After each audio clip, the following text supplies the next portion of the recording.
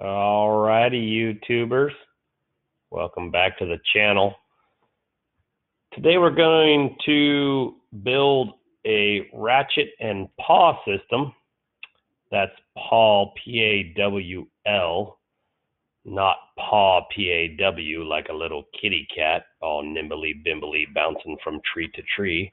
This is the spelling here, a ratchet and paw. A quick Google search of an images will show us the style of mechanism that we're looking for here.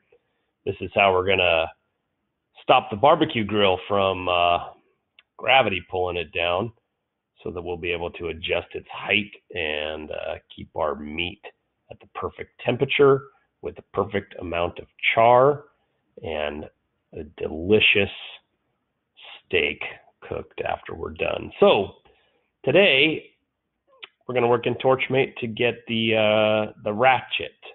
We'll come back to the paw later.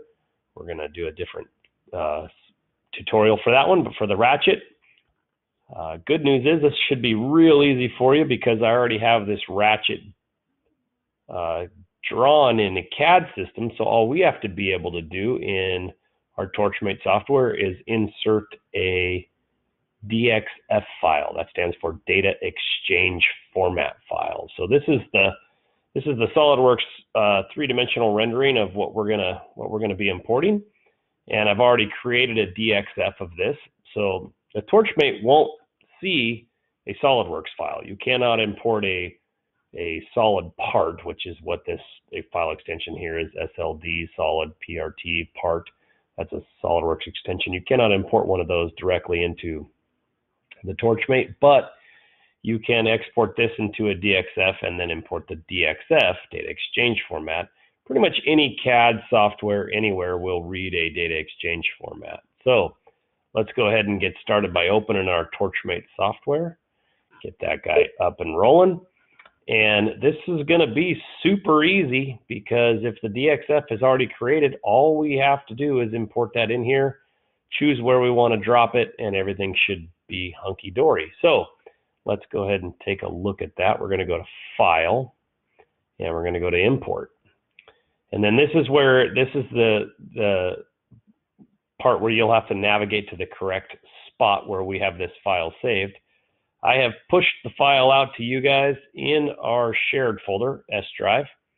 So if you go to the S drive and you, I believe you don't have to click on SLOHS. It just automatically takes you to this folder. So in this folder, you'll see all your other departments here. You're looking for industrial technology, which is where I've saved this for you. Now this part is listed under Metal 2. So we're going to find the Metal 2 folder and double click that. Now I know because of the COVID-19 pandemic, some of you guys are finding this in Metal 3 or even in Metal 4. But generally speaking, this is the Metal 2 project. So we'll find it in Metal 2 here. And there it is. Barbecue Ratchet Data Exchange Format. So we'll click on that one. And now we double click there, or one click in the button down at the bottom right corner. Now all I have to do is, it's just asking me where I'd like to place it on I have my Torchmate currently set to 48 inches by 48 inches. So you'll see that that's the size of the table. So if we're cutting it out on the 4400, this will be correct. If we're going to cut it out on the 4800, we could change that to 48 inches by 96 inches because that has a 4 foot by 8 foot table. But it doesn't really matter for right now. We can always move it later. So just pick a spot you like. In the middle's good. And I'll just go ahead and click. This is a left click on the mouse. And when I do that, it's going to pop up this little DXF Import options. It's going to ask me if I want polygons or poly arcs. I'm just going to leave the default right now is that polygons. I'll leave that alone. Uses layer color only or use layer color with override. We'll probably leave that alone. Leave the layer names to create, leave those alone. You can basically leave all of this stuff alone for this file that I've created for you. We can come back to this in a future tutorial, but essentially the main thing we need to know is the scale options that we are set to inches, because if I drew this 2 inches, we don't want to import that as 2 millimeters. That would become a problem for us, or even as 2 centimeters. That would be way too small. So We're going to go ahead and just go with what we have here. Click the OK button. And then it has a font. That's because the SolidWorks is an educational version, so it's using a font. You can just say replace all and just choose the first font that comes up here. Any of them will work. It just doesn't recognize the font that SolidWorks is trying to use. So here it is. Now, if we zoom in here, you'll see here is the issue that why I was asking about the font is because all of the SolidWorks products that we use are educational products, so they will water stamp with this SolidWorks educational product for instructional use only. That's great, but we don't want to cut that out on the plasma cutter. So what we're going to do is just click on that and hit the delete key. Backspace will not work. I'm hitting backspace right now multiple times, does nothing, so we have to hit delete. If you're on a Chromebook and you do not have a delete key, that's a bummer. Hopefully you're not on a Chromebook. If you are, I believe it's the search button. Looks like a little magnifying glass. If you hold the search button and maybe a backspace, that might do it. But if you're on a Chromebook, we'll have to do a little research, and I'm sorry for you. But here we go. There's our part, and this thing is done. That was pretty simple. Now you can see just to verify, if I click on it, it gives me my overall dimensions here. The total width is 2.59, and the total height is 2.37. That's simply because of the direction that it's rotated, where these ratchets extend up from the circle. But basically this is done. Now I do need to tool path this, but depending on exactly what consumables we're going to use and what thickness we're going to cut this out of, we'll change those. So for right now, this is good. Basically I'm done. I do want to drag it down into the bottom right hand corner.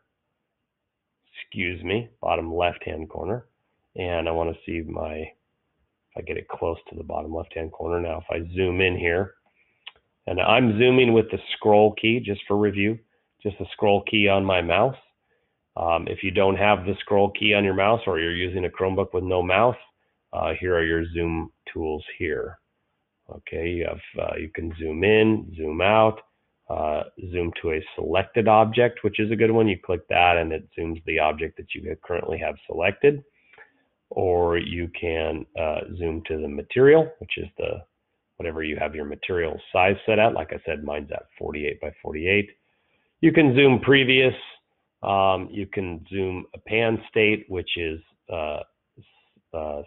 similar to the mouse, the scroll wheel on the mouse. Or you can drop this down and you've got a bunch of different options there.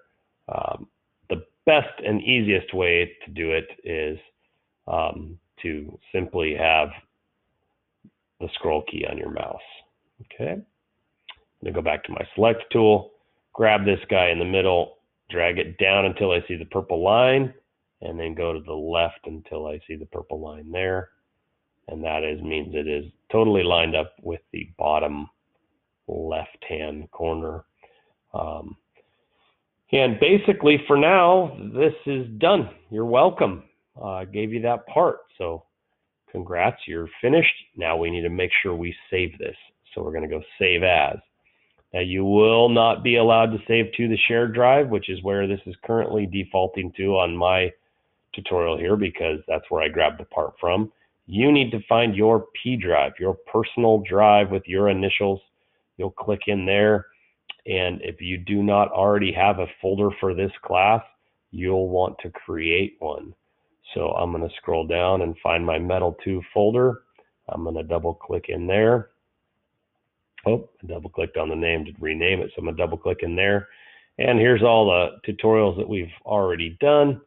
I am going to click here and I'm going to label this one Barbecue Ratchet. Oops, got a typo in there.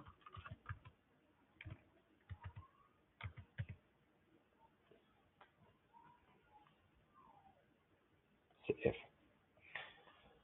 All right, and that's it for this one. real simple part because you didn't have to do a whole bunch of CAD. It was already done for you.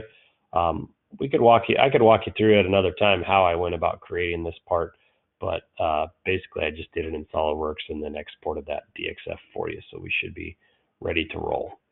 Okay, good luck with it. Make sure you save that in your P drive. That's where I'll be checking to make sure that you've completed this assignment. Thanks, and I'll see you soon. Don't forget to smash that like and subscribe button. I do need to buy my Lamborghini, and the more of you that follow me and like and subscribe, YouTube should start sending me the mailbox money any day now. I expect to get rich. So see you soon. Good luck.